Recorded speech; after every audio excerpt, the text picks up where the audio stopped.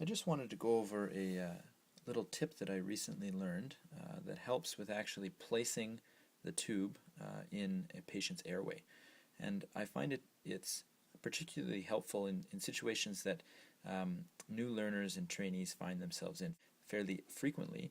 And that's when you have a good sense of where the airway is and you have kind of partial visualization of it. You ask for the tube and you begin to place it in the mouth and down through the back of the pharynx to the larynx, but you can't actually manipulate the tip of the tube into the airway.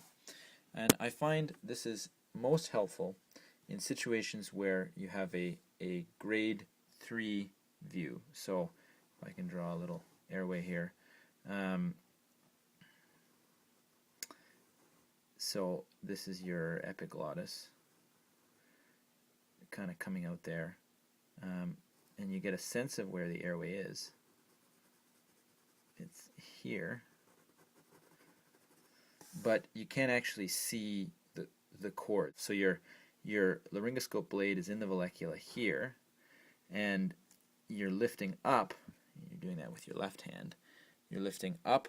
You're lifting up with your laryngoscope and out about 45 degrees towards the opposite wall of the room. But you aren't able to actually visualize the chords themselves. So that's what's kind of typically classified as a grade 3 laryngoscopy view. So in this setting, if you have some experience and confidence, you may still ask for the tube from your helpful assistant.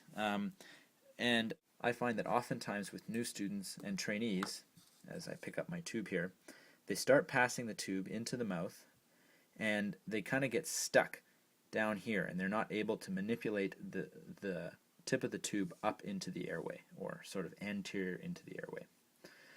Now there's kind of several different things you can try. One is kind of corkscrewing it, so kind of turning the tube to its side and trying to kind of turn it up into the airway. That can cause some amount of trauma to the airway, and I've found it actually not that successful.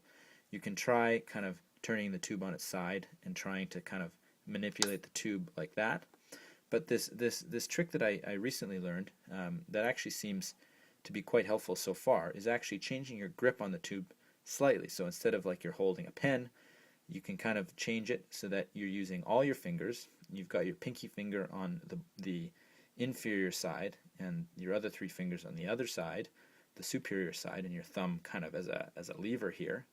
And what you do is when you get the tip of the tube to the point where you can't move it anteriorly anymore, you just use the leverage of your pinky finger and your thumb off of the other 3 fingers to just flex it.